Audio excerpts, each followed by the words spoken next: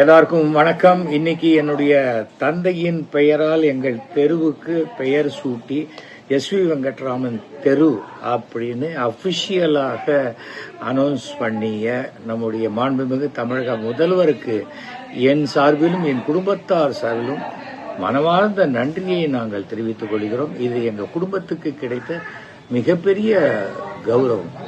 அதே சமயம் அவர்கிட்ட நான் பேசிக்கிட்டு இருக்கும்போது சொன்னேன், சென்னையில் நாடகங்களுக்கெல்லாம் திடீரென்று இது என்டர்டெயின்மெண்ட் டேக்ஸ் 10% போட்டாங்க கார்பரேஷனில்.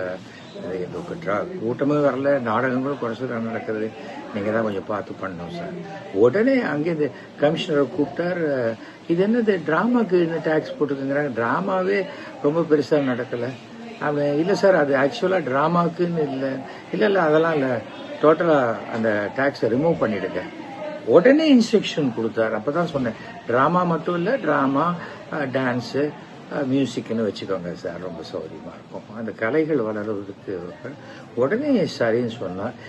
இந்த ஒரு ஸ்பான்டேனியஸாக ஒரு பாதிக்கப்பட்டவர்கள் ஏதாவது ஒன்று சொன்னால் அதை உடனே செய்யக்கூடிய மனோபாவம் நம்முடைய மாண்புமிகு தமிழக முதல்வருக்கு ரொம்ப இருக்கு. நான் எல்லோருக்குமான முதல்வர்னு அவர் சொல்றது ஒவ்வொரு தடவையும் அதை ப்ரூவ் பண்ணிக்கிட்டே இருக்கிறார். அவருக்கு அனைத்து மேடை நாடக கலைஞர்கள் சார்பில் எங்களுடைய மனமார்ந்த நன்றியை நாங்கள் தெரிவித்துக் கொள்கிறோம். அது உடனேயே எப்போ சிஎம் வாயிலேருந்து இது உடனே ஓகேன்னு வந்துடுச்சோ அது உடனடியாக நடைமுறைப்படுத்தப்படும். ஸோ யாரும் பயப்பட வேண்டியதில்லை, டேக்ஸ் எல்லாம் போட மாட்டாங்க. ஏன்னா பாதி டிராமாக்கு மேலே நிறையா டிக்கெட்டே விற்கிறது இல்லை.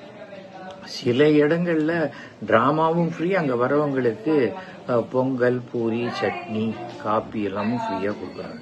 வீட்டிலேருந்து ஐஸ்னு கொண்டு விடலை தவிர பாக்கி அவ்வளோ நலிந்த நிலைமையில் இருக்கிற நாடகத்துக்கு டேக்ஸ் போட்டால் பாவம் அவங்க என்ன பண்ணுவாங்க. மீண்டும் மீண்டும் அனைத்து மேடை கலைஞர்கள் சார்பாக நம் மாண்புமிகு தமிழக முதல்வர் அவர்களுக்கு எங்களுடைய மனமார்ந்த நன்றியை, கோடானு கோடி நன்றியை தெரிவித்துக் கொள்கிறோம்.